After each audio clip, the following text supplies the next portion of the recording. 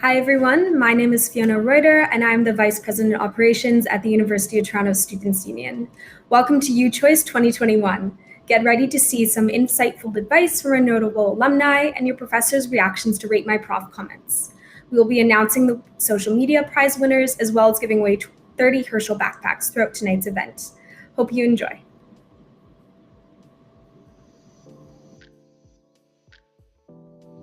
Welcome to U of T. Welcome to U of T. Welcome to U of T. Welcome to U of T. Welcome to U of T. Welcome to U of T. Welcome to U of T.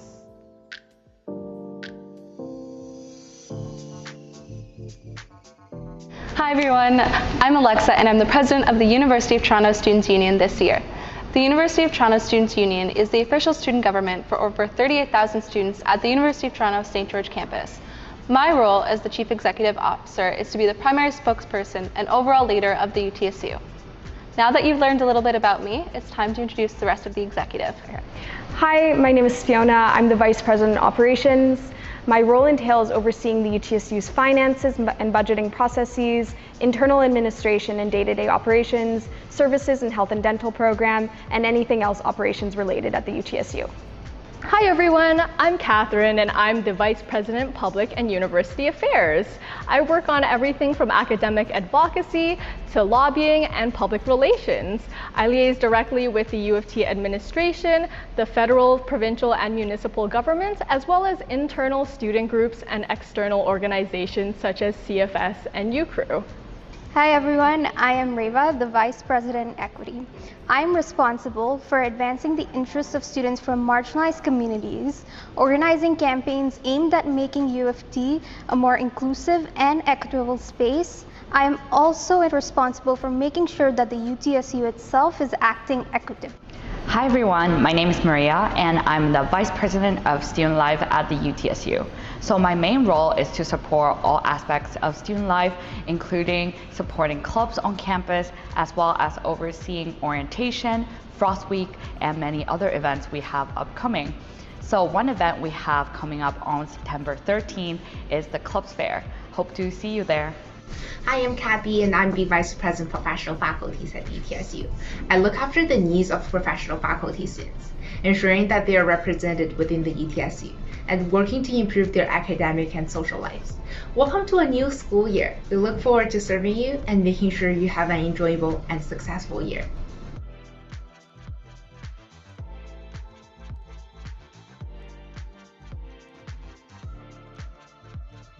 My name is Merritt Gertler, and it is my great privilege to serve as president of the University of Toronto.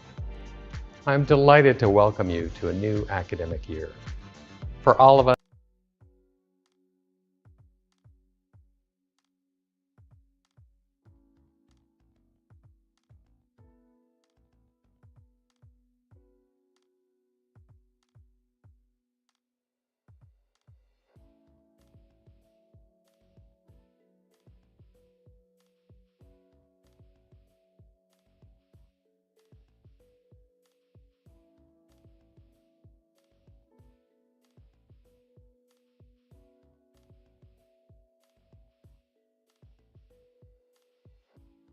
it has been a long and difficult road to get here. The past 18 months have been among the most challenging many of us have ever faced, and certainly among the most demanding in the history of this university. But we are back in person and online and starting afresh. Your professors, advisors, and librarians, registrars, deans, and staff across our 3 campuses have been planning and preparing for this fall, and we are all excited to see that it is finally here. That excitement is palpable.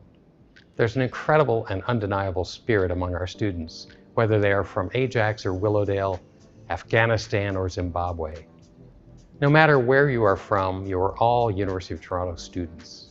You all help create this incredible academic environment with your contributions to ideas and discoveries. Indeed, it is the huge diversity of perspectives that makes this place so special. Our university is among the most diverse in the world, located in the world's most multicultural city region. Here you will find and contribute to an enriching wealth of viewpoints, cultures, traditions, expertise, and experience. September always reminds me of why we are here. The cycle of renewal, inspiration, and optimism begins every fall, and I'm always swept up in the enthusiasm and excitement of what is possible. Let me finish with just 2 pieces of advice. First, take advantage of the remarkable breadth and depth of opportunities around you. U of T has so much to offer. Explore all of it. And second, I think we should acknowledge the difficulties we have overcome and recognize that getting back into the swing of things will take some time. Be patient with yourselves and be considerate of others. Ask for help or advice whenever you need it. The entire U of T community is here to support your success. Thank you for letting me say a few words, but more importantly, thank you for all of the contributions you've made and will make in the year ahead. I wish you good health and great success in the year to come.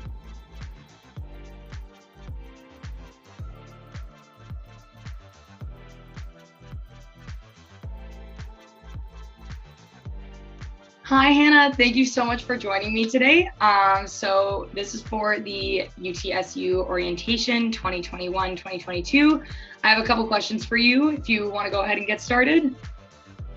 For sure. Yeah, sounds great. Awesome. All right. So my first question for you is, what inspired you to go into the career path you are in today?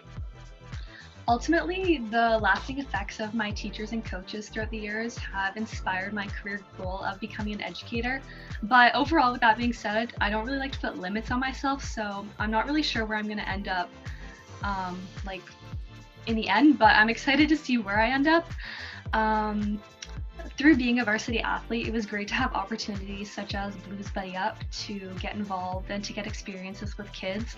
And also another huge influence was my work study position that I'm going to be continuing during my master's. I have a work study position at the Robertson program for inquiry-based teaching in math and science, so that had a huge influence on my career trajectory. That's amazing. First of all, congratulations. Before I move on to the second question, that's incredible. What would you consider to be your greatest accomplishment? Okay, so I thought I'd break this down into sport and academic. So sport-wise, my biggest accomplishment was being named to the World University Games team in 2019. And I actually was able to claim a bronze medal in the 4x100 meter medley with my teammate and friend Ainsley McMurray. And academically wise, being accepted into my dream master's program here at U of T, I'm going to be starting in September in the Masters of Arts in Child Study and Education at OISE. That's so exciting. Oh my goodness. What do you think the key is to success? Okay, so I'm stealing this one from the varsity swim coach, Linda Kiefer, and she always tells us to always stay in your own lane, and I could not agree with that more, because when you're in your own lane, you're making yourself your own priority. You're able to have difficult conversations with yourself, learning from your mistakes. Like, trust me, we've all been there, we've all made mistakes, but it's all about getting back up and just becoming the best version of yourself possible. And something that I like to live by is waking up every day and telling myself that today's going to be the best day of my life, no matter what. And I like to tell myself this whether I believe it or not, because a lot of it's mine never matter. That's awesome. I truly love that quote, and shout out to the great Linda Kiefer. Yes. Okay, so how do you deal with high stakes and high pressure situations? You are a varsity athlete, and I'm sure you've been in a lot of intense situations before, if you want to enlighten us on that. For sure. When I got to U of T, Byron actually, he helped me so much sort of come to terms with reminding myself and finding comfort in all of the training, conditioning, mentally, physically, studying, and self-work that I've done. And ultimately, he just sort of reinforced in my head that you can't expect excellence when you don't give your all every day. So if you're willing to put in the work every day, like consecutive days after day, you have that confidence going into your performance, whether that be like an exam or a race or a game or whatever that may be. And another big thing, I started smiling more often, and especially before my races, to sort of keep myself in the present moment and to remind myself that this is the fun part of sport. It's the best part, getting to show off all your hard work and just staying true to yourself. Words to live by. That's fantastic. All right. Next question. What have you learned about teamwork from your past experiences on the Varsity Blue Swim team? Yes. So being on a team is super fun. It's probably one of the best experiences I've ever had in my life, but it's not easy. But positive attitudes and outlooks are such a game changer for everybody. One of the things that Byron would always say is that negative energy is so toxic, it's contagious and it spreads like wildfire.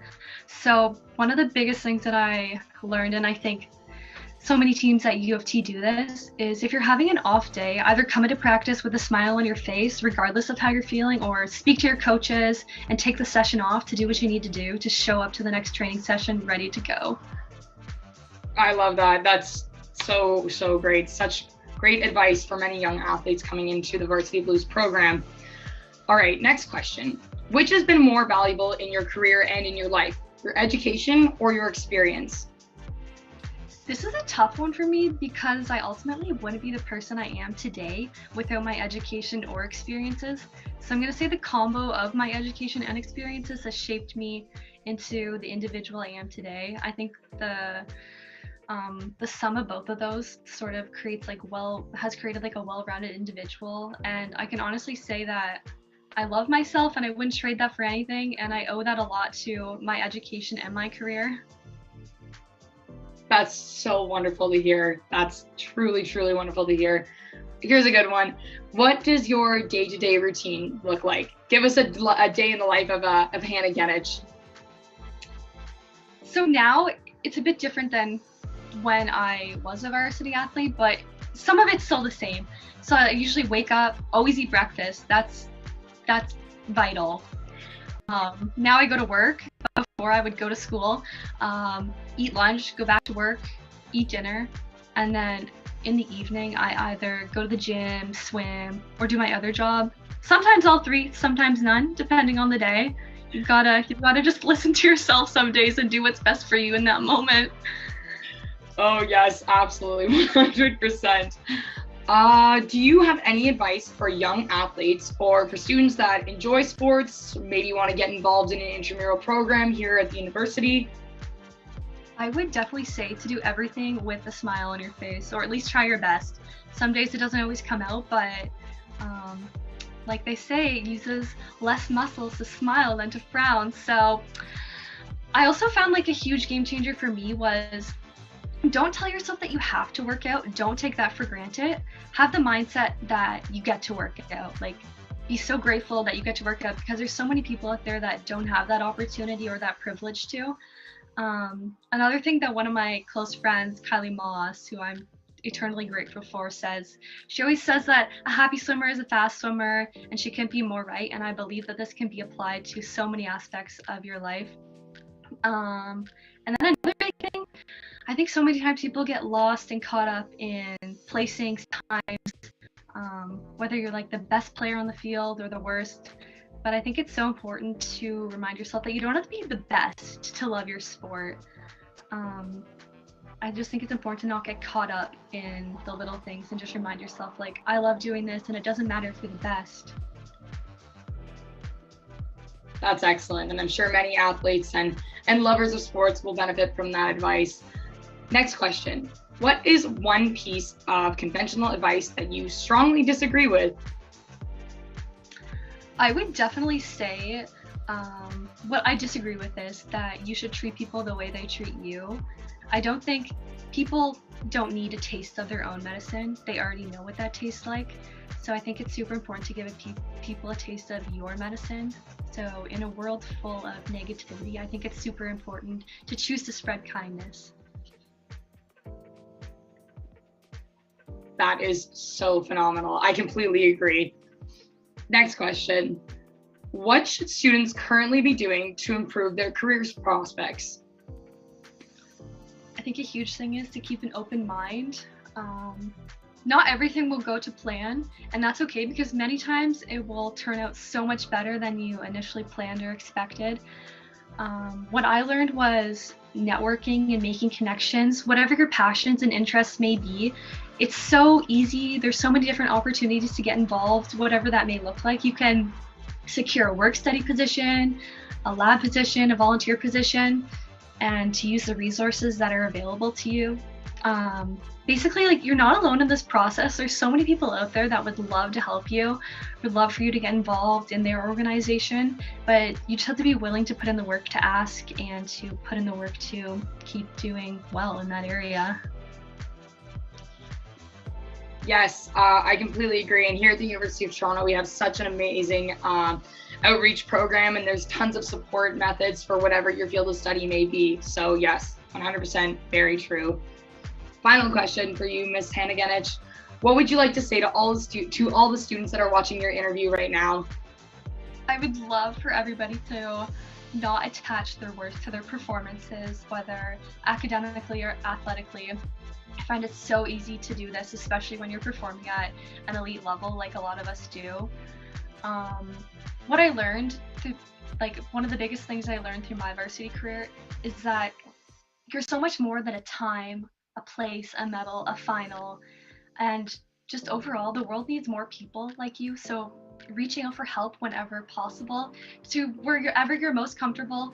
No way is wrong or right, but as long as you're taking the initiative to seek help when you think you might need it is super important, and I think that should never be overlooked. Incredibly well said. Hannah, thank you so much for being here with all of us today. Truly an amazing woman, an amazing friend, an amazing athlete, an amazing person. We are so lucky to have you as our female athlete alum speaker today. So best of luck with your future endeavors, and I thank you for taking the time to sit down and chat with me today. Thank you so much. We hope that you learned something from our amazing athlete alumnus Hannah's stories, and thank you, Hannah, once again for taking the time to join UChoice 2021. Before we move on to our next guest speaker, we have our first round of raffle. These 10 attendees will be getting a Herschel backpack. Drum roll, please. We have Anjinka Bosal, Sumitha Sriam, Suri Huang, Kristen Borja, Jessica Shi, Rania Elashal, Jude Sheik, Fiona Autu, Zirio Liu, Aditya C. So if you have one, please send an email to vpsl@utsu.ca by 8 p.m. tonight. And in the email subject, please put UChoice 2021 raffle winner, and please include a confirmation of your enrollment letter and whether you will be in Toronto by October 1st, 2021. So congratulations again to all of the raffle winners. Make sure you redeem your prize. Now let's hear from our next alumnus, Caitlin Da Silva, who is a content creator on YouTube as Caitlin's Corner.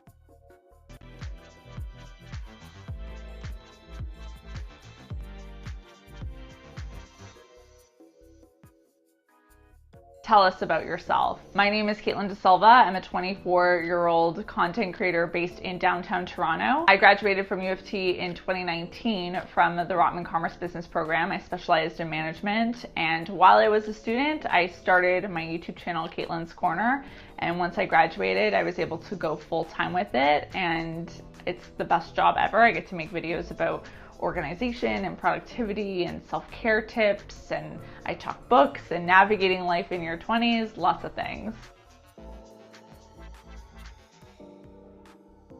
What do you like about your job? I think one of my favorite parts about being a content creator is the fact that I'm in full control over what I'm creating content about, so I can always align it with things that I'm currently feeling passion for. Even though I'm making videos and writing blog posts and posting things on social media like quite regularly and routinely, it always has this freshness to it because my interests are always evolving and changing, and I get to make the content reflect that, which is fun. I love connecting with people, and social media also just creates this beautiful opportunity to connect with people around the globe that otherwise I wouldn't be able to have that connection with. So going through comments and DMs and emails, like that is a huge highlight of what I do as well.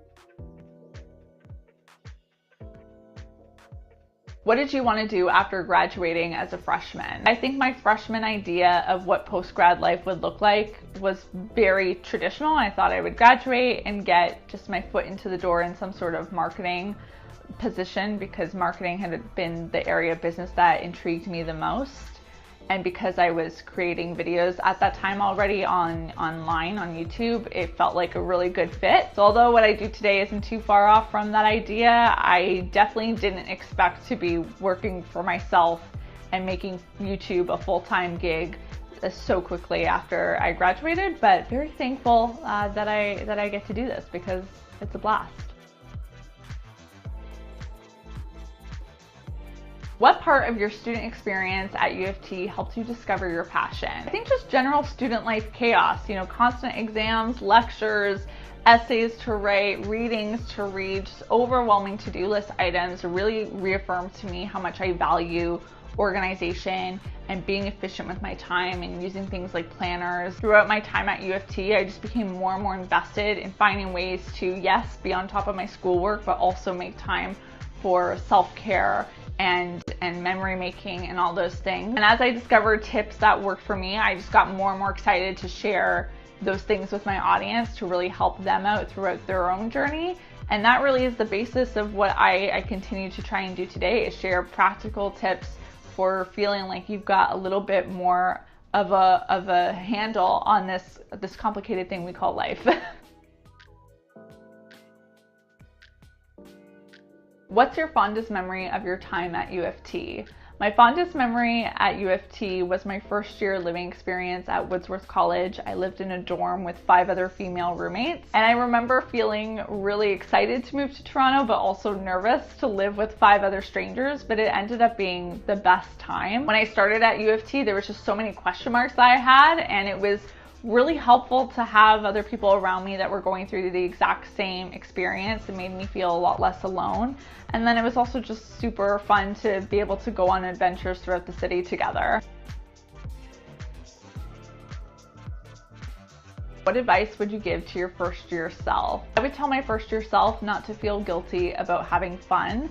Just because something is not resume worthy doesn't mean it's not worth doing. It's so easy to end up feeling like you need to work constantly at your studies, and working hard is important, but what's just as important throughout this time, if not more important, is the memories that you're making, the relationships you're investing into, the things, the hobbies you're experimenting with. It's a beautiful opportunity for experimenting and learning about yourself, as cliche as it sounds. Those are the things that I truly took away from my time at U of T, not so much the stress over this final or this grade. And I wish I would have come to that realization a little bit sooner. I eventually got there, especially in 3rd and 4th year, but it would have been nice if I had started with that mindset. What were you doing before this interview? Before this interview, I wish I could say I was doing something super impressive and intelligent, but I was honestly scrubbing a pan aggressively that I had just fried an egg on because some of my egg had stuck to the pan. Real life at its finest.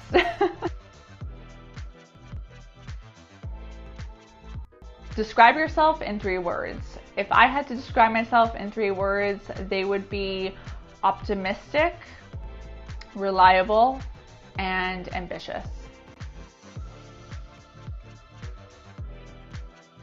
What inspires you? I have and continue to be inspired by Toronto. Whenever I feel like I'm in a rut or I need a little motivational boost, I love taking a walk around the city and just trying to be mindful and observe what's happening around me, because the city has so much diversity in terms of the people here, the languages you hear on the streets, the food, the buildings, the neighborhoods. There's always something interesting to feast your eyeballs on.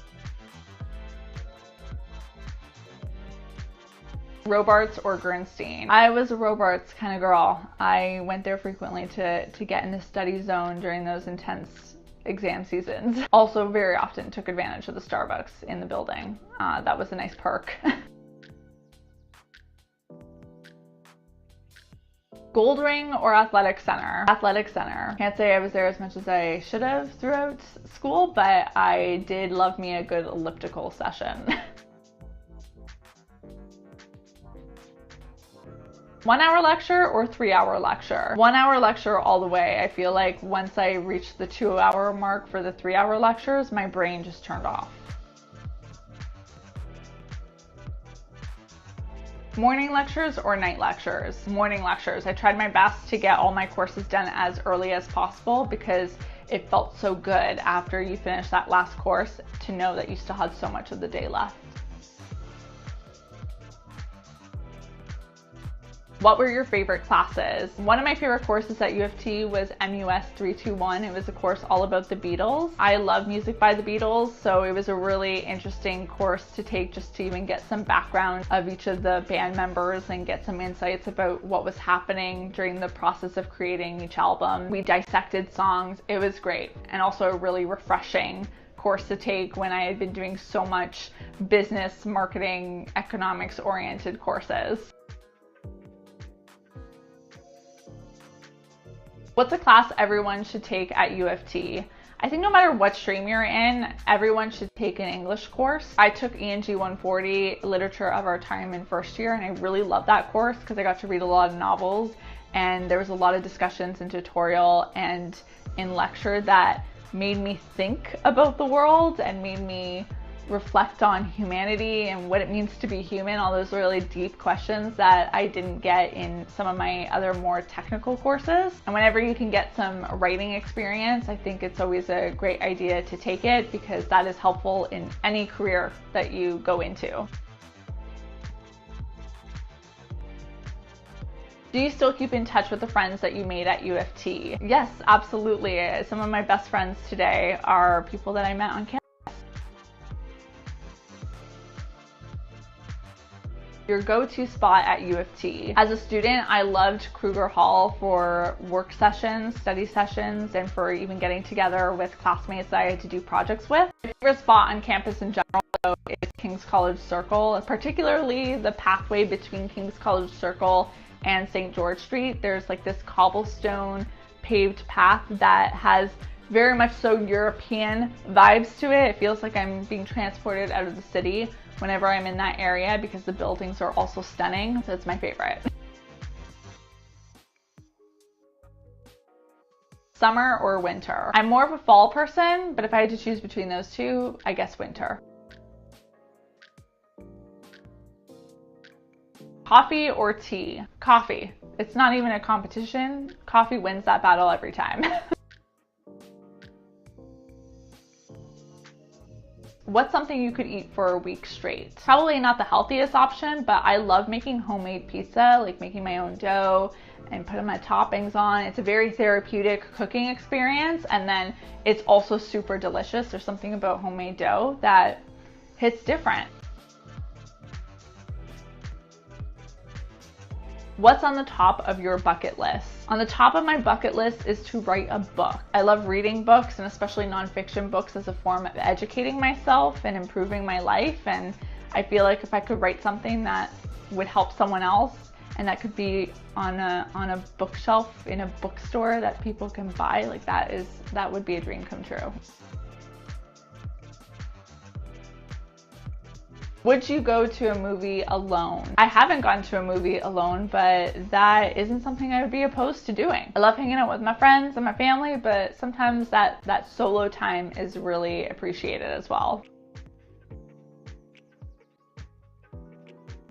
What are your hobbies? My hobbies include reading, journaling, baking, and yoga. Name the first word that comes to mind now. I guess nostalgic, because answering these questions has made me feel very nostalgic about this period of my life. I know this can be a really crazy time, so I'm wishing you guys all the best of luck.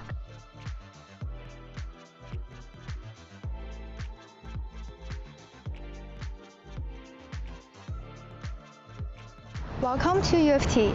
My name is Jenny, and I was the Vice Chair of Finance for the 2020 to 2021 First Year Council. Launched in the fall of 2019, the First Year Council of University of Toronto Student Union is a group of first year students who organize programming and advocate for students in their first year at the University of Toronto St. George campus. Any first years enrolled in a full-time study at UTSG can apply in the beginning of each fall. The FYC elects a president and vice president internally from its membership. They lead the FYC in accomplishing its goals and report to the UTSU Board of Directors. The council structure allows for its members to take leaderships in various parts they're passionate about, including events, governance, finance, and outreach. For example, this past year we hosted various events such as networking events, upper year panel, and a mental health task force.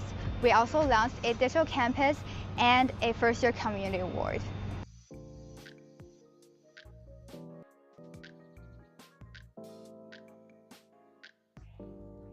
All right, so my name is Christopher Sue. I'm the winner of the last season of MasterChef Season 7, and I graduated from the University of Toronto from the Leslie Dan Faculty of Pharmacy.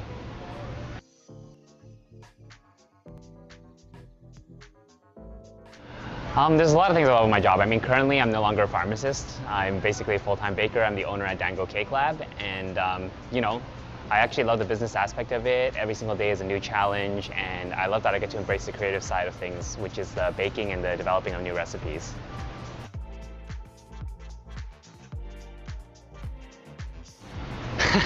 So when I first graduated, I mean, I didn't really think about anything other than pharmacy, and it wasn't as though it was my dream career. It was just something that I'd studied, and you know, I'd studied sciences, and I started working it, but it wasn't what I loved to do. I'd always known that my passion was in culinary.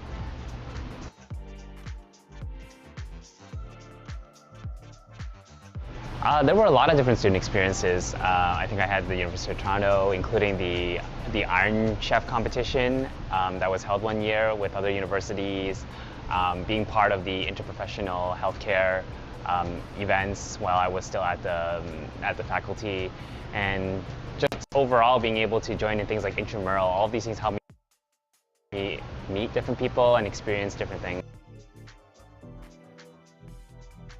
Fondest memory? I think my fondest memory is probably going to O'Grady's after exams.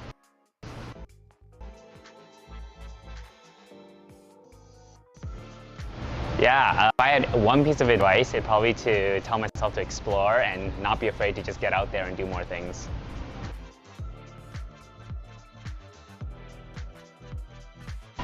I was at the Scarborough location of my store working on a new recipe.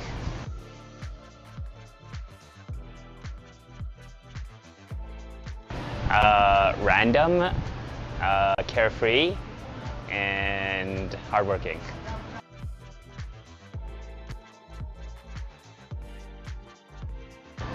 Nature.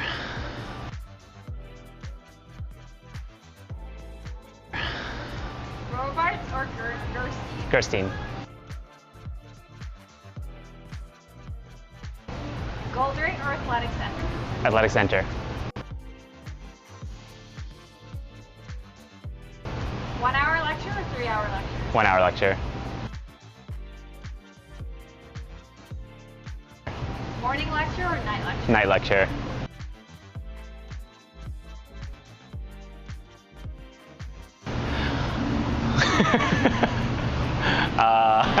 Do I have to name one? Does it exist?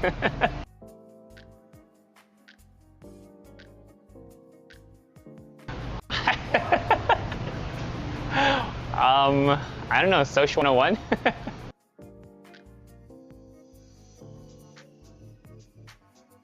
Yeah, absolutely. I mean, I think the connections you make at U of T are forever.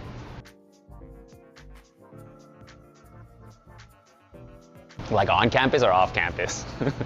Like on and off campus. On campus, right?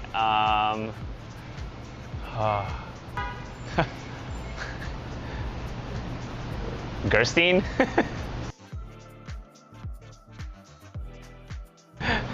Summer or winter? Winter.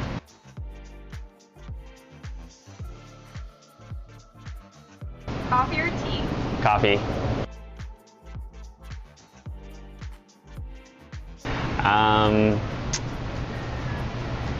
Sushi.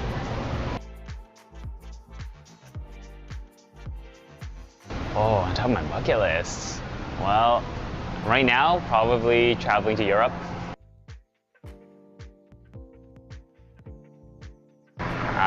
Yes, that's it. Or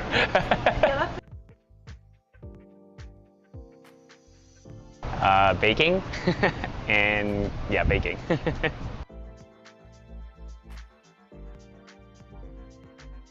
About. Okay. So if I had a piece of advice, it's just to get out there and don't be afraid. You know, don't be afraid of new situations and putting yourself in embarrassing situations, because that's the best way to grow. Hi, my name's Richard Nesbitt. I'm an adjunct professor at the Rotman School of Management. I'm also a graduate of Rotman, 1985. And I was been asked by the university to provide you some of my comments regarding your life and experience at the University of Toronto that you can expect in the upcoming year. So they give me a set of questions. I'm going to try to follow those as best I can, and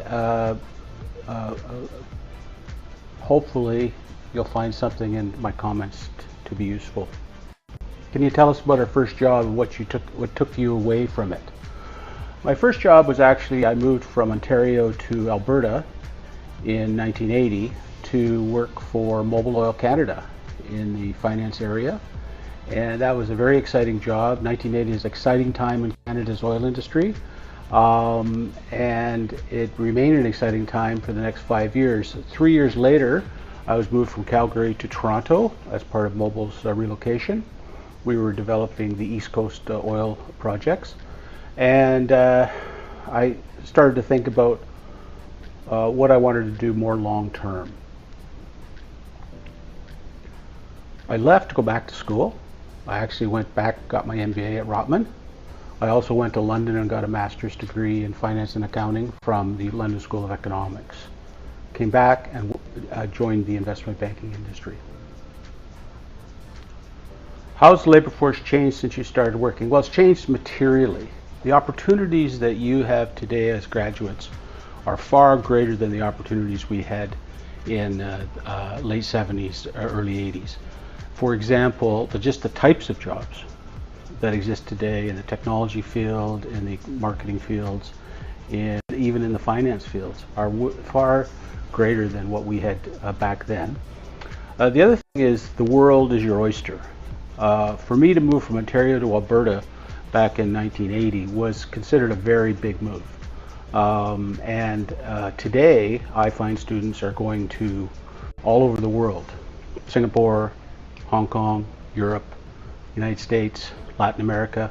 So things have changed dramatically. The other thing that's happened, of course, is the opening up of Asia. Back in the late 70s, early 80s, Asia was essentially closed, and people did not travel for education generally, with certain exceptions, such as Japan. But other parts of Asia did not travel, and therefore we often did not have people from those countries in our classes, and they were not a factor in the workforce. Of course, that's changed dramatically now. So what inspired me to go into the career path? Well, the career path would be finance. Coming out of the London School of Economics and the MBA at Rotman, I decided I was going to work in investment banking, and I decided I wanted to work for a firm called Wood Gundy. I applied for Wood Gundy. The initial job I applied for, I did not get. But not giving up, I looked for other opportunities at Wood Gundy, and essentially ultimately became a bond trader. Now, I'd never thought I'd be a bond trader in my entire life. I knew nothing about trading bonds. But they trained me, and I became a bond trader, and I spent most of the rest of my life employed in the capital markets area. So remember, change is what it's all about. You're not always going to get your first job that you go for. You're going to work towards that, and there are a tremendous number of opportunities in finance that you may or may not be aware of today. Finance, I thought, was interesting. I wanted to be do something where I was the engineer in the industry that I was in. So in an oil industry, I was not a geophysicist or geological engineer when I worked for Mobil Oil, but in the banking industry, with my education, I was equivalent of being an engineer in those fields. So that's why I wanted to go into finance and investment banking and capital markets. It's a very fast-moving area. You can achieve a lot of things in terms of succeeding, as well as you're part of financing the work of Canada. So every transaction that's happening in industry, every transaction that's happening in government, you will play a role in that through the capital markets. So it also asked me, what mistakes did I make? Hard to say. I think lack of patience is probably the greatest mistake. Now, I tended to spend 7 or 8 years at every firm that I was at, so I didn't jump around too much. The grass is not always greener. You should give your current employer the most opportunity to help you achieve what you're trying to achieve. And so I think all young people are impatient to get to where they want to get to, and I think that's probably I exhibited a lot of those qualities in the first 20 years of my career. Was there a career setback I faced which you realized later was an advantage? I spent 10 years at Wood Gundy from 1987 to 1997. I thought I would be at Wood Gundy my entire life. It turned out to be that wasn't going to be the case. I grew dissatisfied with the industry and wanted to do something different, and I also wanted to lead the organization I was at. As a result, I decided to leave after 10 years. Took me a long time to make that decision, and I became the president and CEO of HSBC Securities in Canada. Did that turn out to be an advantage? Well, ultimately, I ended up as the CEO of the Toronto Stock Exchange, and then finally I ended up going back to CIBC Wood Gundy, which was now called CIBC World Markets, as the CEO. So was that an advantage or disadvantage? Hard to say, but certainly we certainly made the most of it. How do you deal with rejection in your career? Well, rejection is a normal part of any process. If you're going to be a salesperson, you're going to get rejected all the time. So what you try to do, we had this old saying, I'm going to turn a no into a maybe, and a maybe into a yes. And when I get a yes, I'm going to ask if they will take 2 as opposed to just 1 order. So you have to dust yourself off. Everybody gets rejected. You can't let that depress you. You have to figure out a way to go back at it again, try it again, or change your approach and see if that new approach will work. How do you manage stress? Well, my advice to you is to have many outlets, not just work. Work is just one aspect of your life. To be a fully balanced individual and to be a successful leader and a successful CEO, you really have to have many activities in your life. So you have your family, that's important. Family should always be number 1. You should always put them at the highest priority. But you can also have other activities such as sports. That's a great stress reliever. And you can also get involved in community activities. I always was involved with charities, United Way, Sick Children's Hospital, YMCA of Greater Toronto. Like, these are ones that I've worked with. You have to decide which ones you want to work. They always need people to help, and I would encourage you to get involved. So you need to be a well-rounded person so that when you get stress in one part of your life, you can use other parts of your life to help relieve that stress. How do you make decisions with high stakes and high pressure? Carefully and deliberately, and never react in haste, and never react with emotion.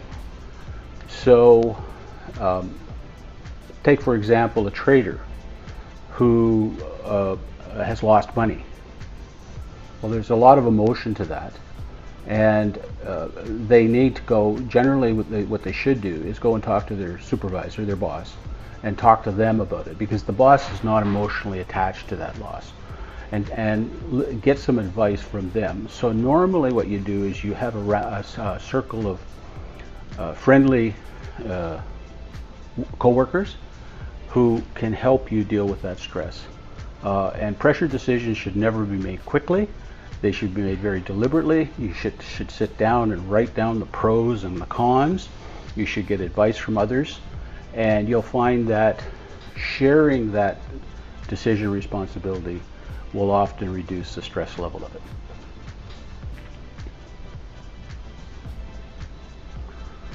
What do you think the key to success is? Well, generally it's hard work. You have to work very hard. You have to follow certain procedures that would seem pretty obvious, but read the materials before you go to the meeting, show up on time, work cooperatively in groups, and really focus on becoming a good communicator. Working in finance, you have to be able to work successfully in groups, because all your work is done is in groups, and you have to be able to communicate both verbally and in writing, as well as PowerPoint presentations, etc., in order to be successful. So what I think the key to success is, for most of us, is hard work. It's not having the bright idea to create Apple computers. For most of us, it's just very hard work, very dedicated, and being seen as an asset to those around you. What's been more valuable in your career in life, your education or your experience? Early on, of course, your education is what you rely on. I still rely on it pretty much every day in my business activities today. I always rely on things like the ability to read a financial statement, or trying to figure out why people are behaving the way they are behaving. You learn about that in your education. But of course, there's no substitute for experience, and as you become more senior, you'll fall back more and more on your experience. In some of the circumstances that I've had to face in my career, I would often find that I'd seen this before, and here's what didn't work before, and here's what did work before. And so I think that experience, there's no substitute for experience. And you're going to spend the next 10 to 20 years of your life gaining that experience. What's one piece of conventional advice that you strongly disagree with? Well, I don't think there's any one way of doing things. Conformity is not necessarily the secret to success. For example, the idea that you have to be a golfer, or the idea that you have to go out drinking with everybody after work. I don't drink, and I'm a terrible golfer. I will play golf, but I won't play golf with people who take it too seriously. So I would say that conventional advice about how you need to behave should be looked at with common sense. Hard work and becoming valuable to the people around you, both your supervisors, your peers, and your subordinates, is the way to be successful in your career. What should students currently be doing to improve their career prospects? Well, what you put on your resume now will be looked at carefully. So I would say try to broaden your experience, show that you're a worker, show that you are responsible and that you try hard. That means, getting these summer jobs that are maybe not relevant to what you're going to be doing, but show that you are a serious person and that you're going to bring that seriousness into your new job. Doing well in your education helps, certainly better than not doing well in your education when you go to talk to your employer, but they're really going to size you up as an individual.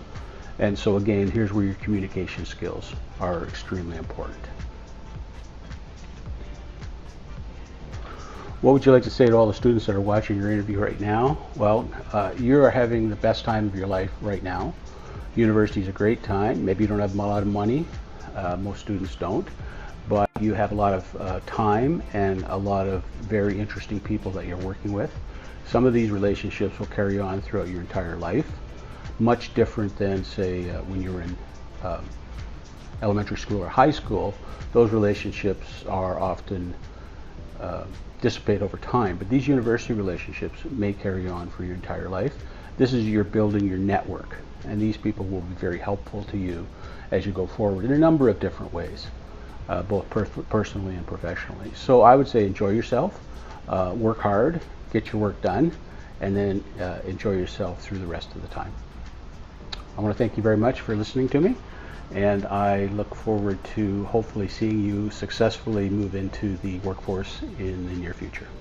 Thank you.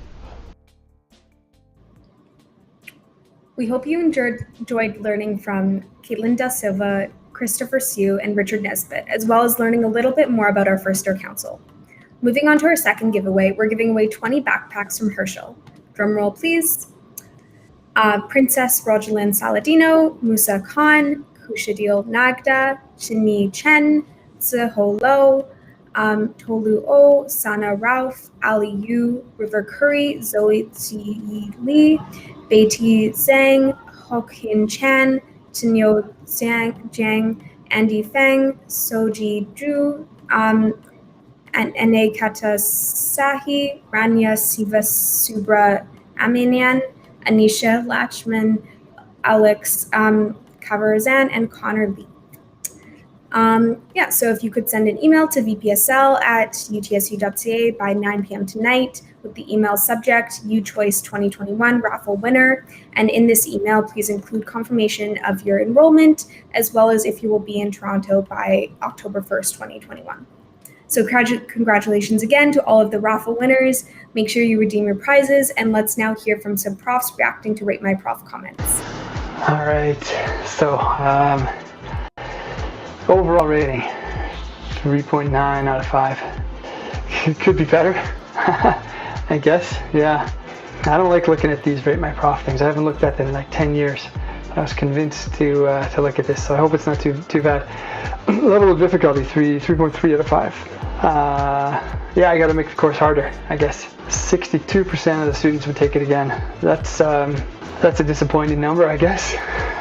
I'll keep working to improve it, I guess.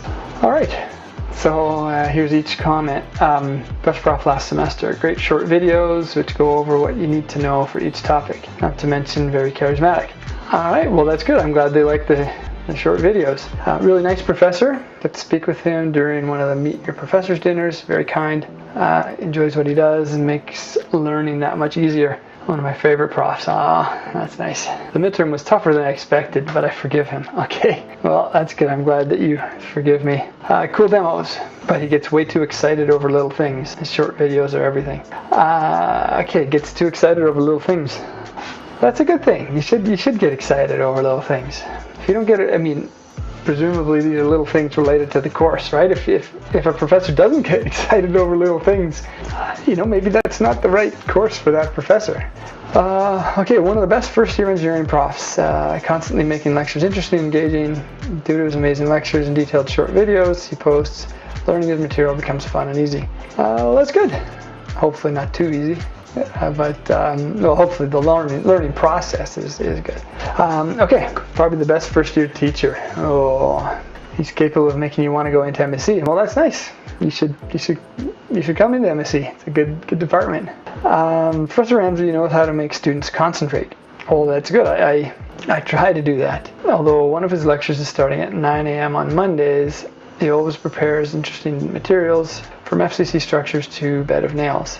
Textbook use will not affect his credibility. His lectures are descriptive enough. I don't understand that sentence, actually. Textbook use will not affect his credibility. I hope not. I don't know. I mean, I hope I'm credible. And I don't know, does that mean if a textbook conflicts with something I say, then I have less credibility? I don't know, but then I wrote the textbook, so I don't know. I hope I don't conflict with what I've written or disagree with myself too much. In my opinion, if you're in APS 110, in his APS 110, you're lucky. Well, that's nice. Thanks. No, and that's it. Okay. Well, clearly only the best comments from Rate My Prof were extracted there, but overall rating of 3.9. I gotta work on that. All right, thanks a lot. Bye bye. So, hi, I'm Professor Whistle, and I'm here today to read some comments about my teaching performance.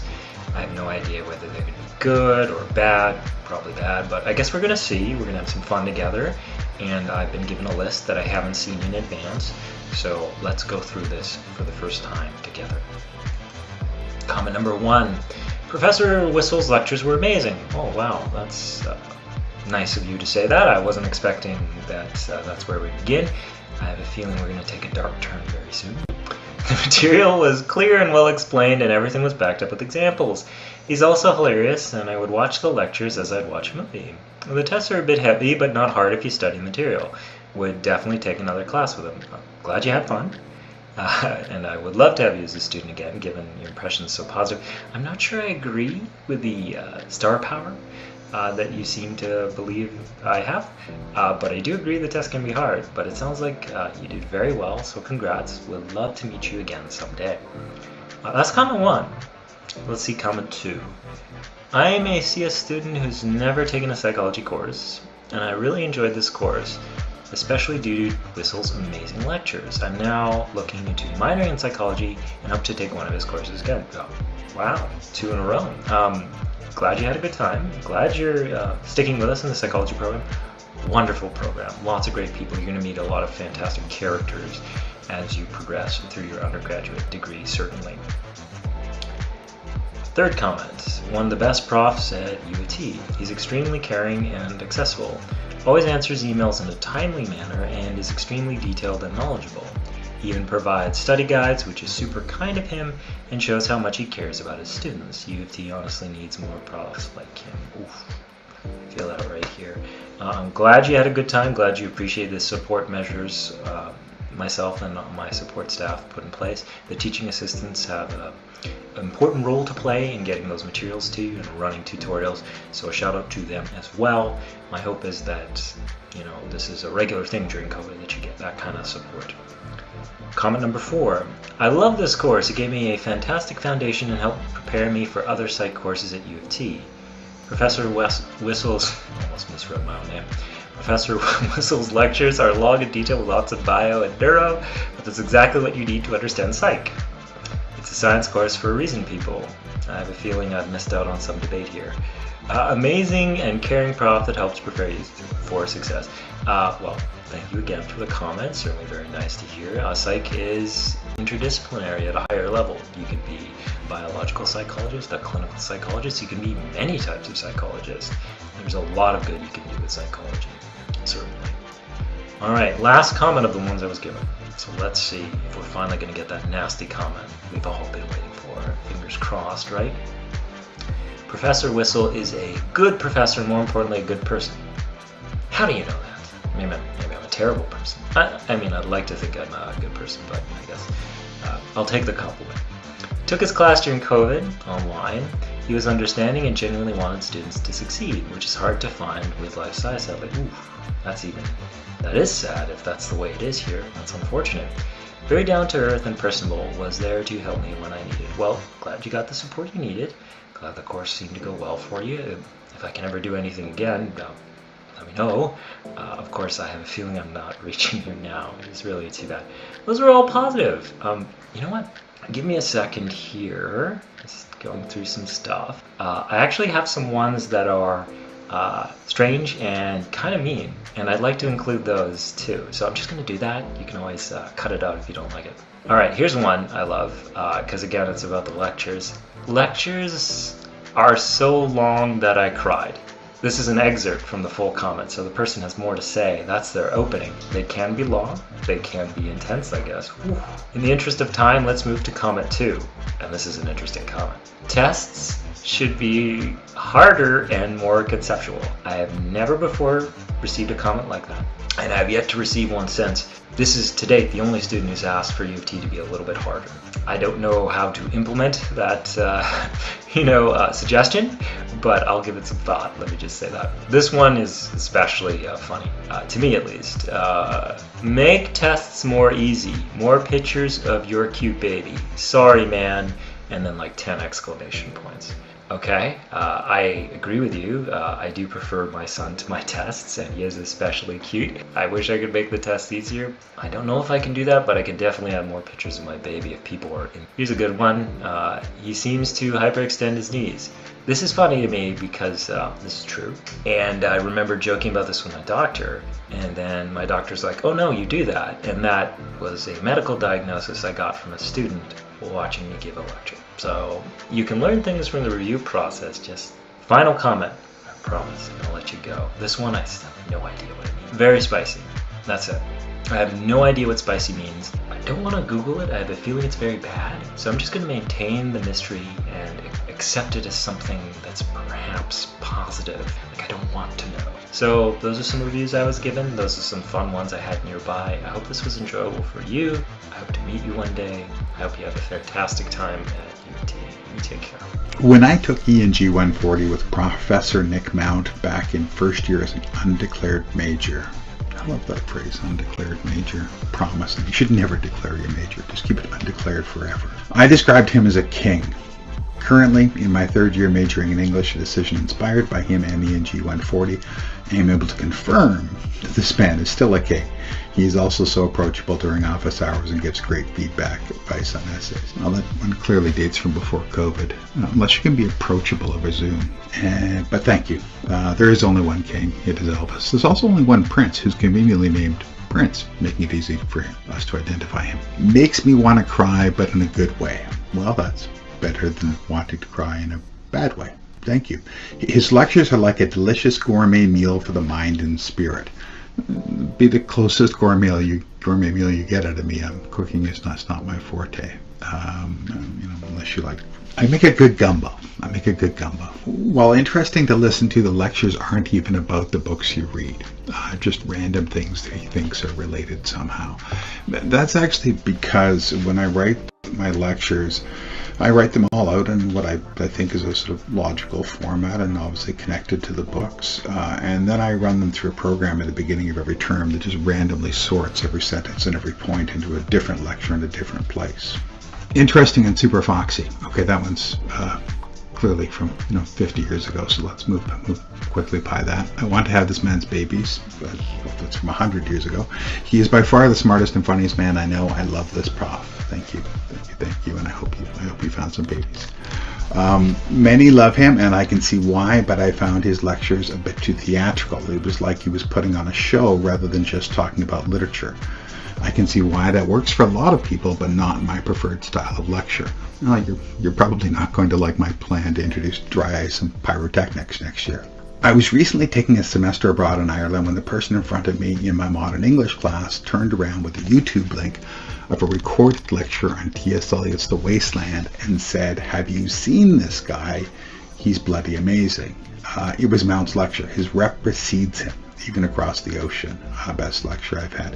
That part about rep preceding him is actually true in Ireland. I'm still not allowed to travel there. That involves several pints and a cow, and is perhaps a story best saved for a future iteration of this class. So I'm opening now my document, and it says overall rating 4 out of 5, level of difficulty 3.4 out of 5, and 59% of the students would take it again. It's a high rating. I think 4 is high, but I don't know what to think of it, because I know it's less than 20 students that actually filled in this rate my professor thing for me, out of maybe 2,000, 2,500 I had over the last few years. But anyway, so it's a small number, and I don't know if it's statistically correct, but I think a 4 out of 5 is super high. And the 3.4 difficulty is maybe an indication that students don't find it very easy. That's maybe a reason why they don't want to take it again, but just me guessing.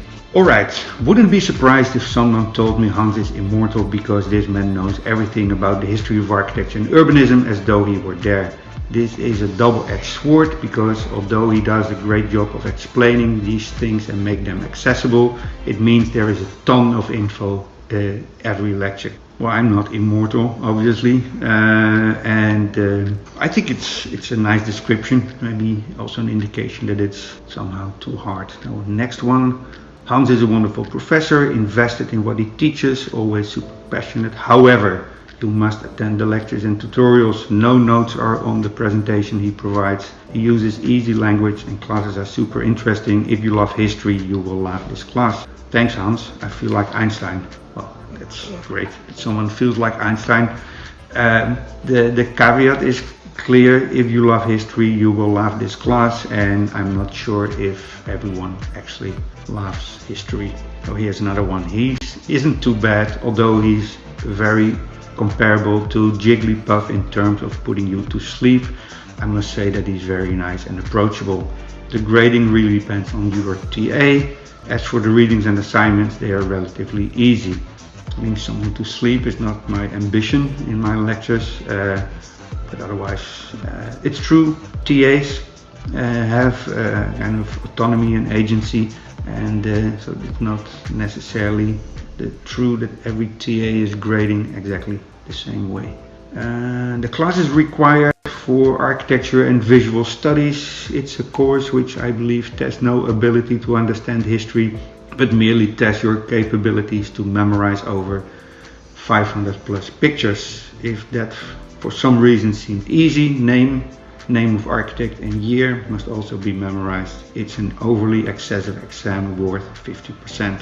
Well, that's clearly someone who is not appreciating this course. This memorizing was maybe more in the last few years, less now. But I think it's important that you know something and that you have a kind of visual memory and that you recognize buildings and artworks. One more. Hans is very knowledgeable. His lectures are very interesting, cover a lot of material.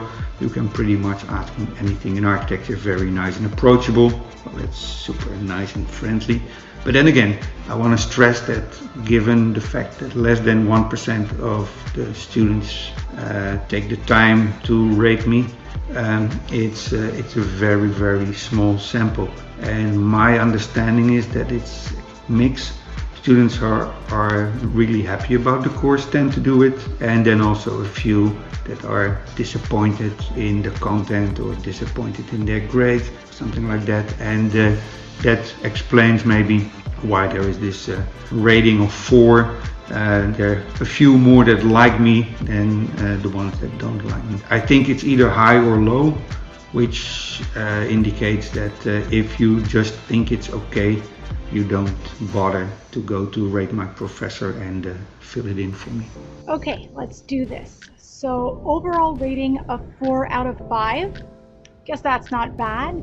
Level of difficulty 3.2 out of 5, and 77% of students would take again. So I guess overall not bad, and 221 is a really tough course, so I'm not surprised to see 3.2 out of 5. For the comments now, best prof last semester, great short videos which go over what you need to know for each topic, not to mention she is very charismatic. I would agree with that one, thank you. RSM 221 is a challenging course, but if you attend the lecture and practice the material, you'll be fine. Take it with her if you can. Her slides were amazing and she genuinely cared about her students. The tests were a bit rough, but she prepares you for it quite well. I agree with that. That sounds good, and do reach out to your teachers when you need help. They are there to guide you and help you in the process. I'm glad some students actually take advantage of that. Her slides are extremely helpful and most of the time sum up the important parts of the textbook chapter. She goes through a handout each class, which really helps with the practical application of the coursework. Very approachable as well. Overall, a great professor. They're all pretty good so far. I thought maybe there would be some bad ones in there, so I'm kind of on the edge right now. Let's keep going. This professor is so amazing and organized. She truly cares about her students and it shows. However, RSM 221 is a very difficult class and you must read the textbook. Do the homework weekly if you want as well. Yeah, 221 is a rough one. I mean, someone has to teach you leases and investments. But you know what? Class by class, we end up getting through it. Love her. I love you too. Thank you. Amazing lecture, super helpful personality. really fun and preppy professor, the opposite of what you would expect out of an accounting class. I guess that's great. 221 is a second year class, so I would have hoped that by then you kind of had a few accounting professors to break this stereotype. But yeah, I mean, I see how accountants are portrayed in movies and TV shows. So we are still trying to overcome that stereotype to show you that accounting is fun and more than just numbers. So this was fun. I was actually expecting some bad ones in there, but it looks like overall the comments were pretty good. So that was fun. That was easy. Thank you. Yeah, thank you so much. So we hope you found the professor's reactions to some of past year's comments entertaining and helpful. And now the time that we've all been waiting for, we'll be revealing the week of giveaway winners. Drumroll, please. So for the first giveaway, the U of T bookstore package, our winner is Anna Sophia Alame Gilliand. For giveaway 2, which is 2 sets of 5 Toucan Dine passes at Duke Pubs. Our 2 winners are Mackenzie Wong and Aiden O. For giveaway 3, which is the Herschel coolers, each winner wins 1 cooler. Our winners are Leanne Hernandez, Vidi Patel, Shafani Bin Amir. For giveaway 4, which is the sustainability package, our winner is Zainab Ali Asgar. For giveaway 5, our winner of the Herschel travel set is Elizabeth Long. For giveaway number 6, our winner of the free bubble tea for 1 year is Jenna Chung. And our winners of the bubble tea tumbler from Palgong Tea are Shreya Sakura Naskor, Avjola Zagu, and Mayumi Ramos. And finally, our winners of the OVO X U of T tote bag, each winning a tote bag, are Asma Makok and Mathilde Duval. So if you have won a prize, please send an email to vpsl@utsu.ca by 9 p.m. tonight with the email subject UChoice 2021 giveaway winner. And in this email, please include confirmation of your enrollment and whether you will be in Toronto by October 1st, 2021. Yeah, so congratulations to all the winners. And if you didn't get a prize, we have an ongoing social media contest happening with our Student Commons Tour, and you can still enter to win until October 1st. More backpacks to grab there. Yeah, so thank you so much for tuning in to UChoice 2021. We hope you had a good time watching our live stream. And we have a clubs fair happening throughout the remainder of September starting next Monday. We hope to see you all there. Enjoy the rest of your night, and thank you so much.